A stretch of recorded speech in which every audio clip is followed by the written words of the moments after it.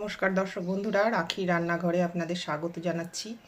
আজকে নিয়ে চলে এসেছি একটা অভিনব লুচি রেসিপি নিয়ে। তো দেখুন আমি কিভাবে বানাই। তার জন্য আমার এই তিনটে উপকরণ লাগছে। প্রথমেই লাগছে আটা, আপনারা ময়দা দিয়েও বানাতে পারেন, পালং শাক আর বিট। এই দিয়েই আমি আজকে রান্নাটি বানাবো। তো দেখতে থাকুন। তো প্রথমেই আমি পালং শাকটাকে পরিষ্কার করে ধুয়ে একটু এখান থেকে রস বার করে নেব। বিটটাও তাই ধুয়ে নিয়ে কুচি করে এর থেকে রস বার করে নেব। আমি পালং শাকটা ব্লেন্ড করে নিয়েছি, এবারে এটা আমি ছেঁকে নেব।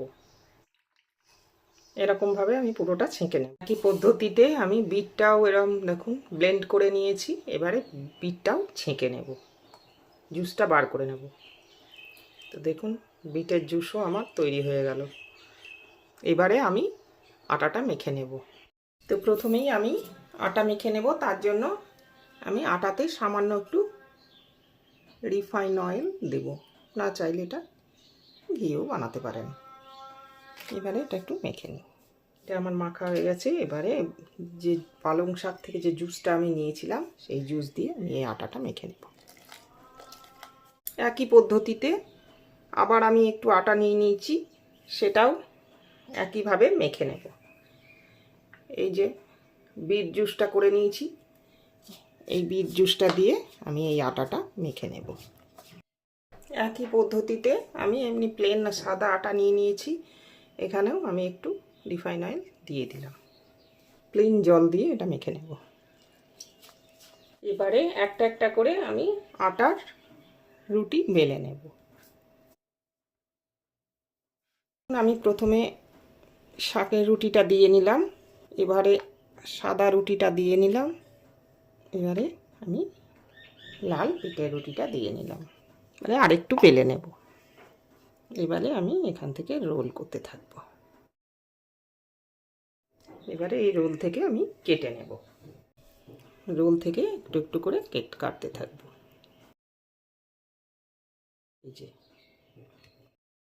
কাটা হয়ে গেছে, এবারে একটু বেলে নেব। দেখেছেন কেমন সুন্দর একটা শেপ এসেছে। এটা আমি সাদা তেলে ভেজে নেব। আমার গরম হয়ে গেছে, এবারে দেখি আমি এটা ভাজা হয় কিনা।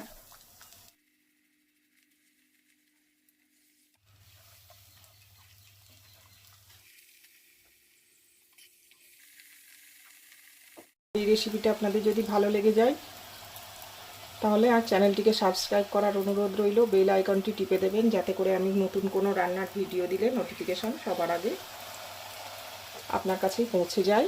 লাইক শেয়ার কমেন্ট করবেন বন্ধুরা। ভিডিওটি দেখার জন্য ধন্যবাদ। ফিরে আসছি অন্য কোনো দিন অন্য কোনো ভিডিও নিয়ে। ভালো থাকুন, সুস্থ থাকুন। দেখুন লুচিগুলো সুন্দর ফুলে উঠেছে।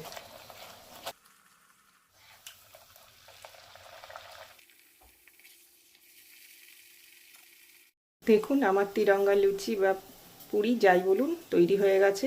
আমি আলু ব্রোকলির সবজি দিয়ে এটা পরিবেশন করে দিয়েছি।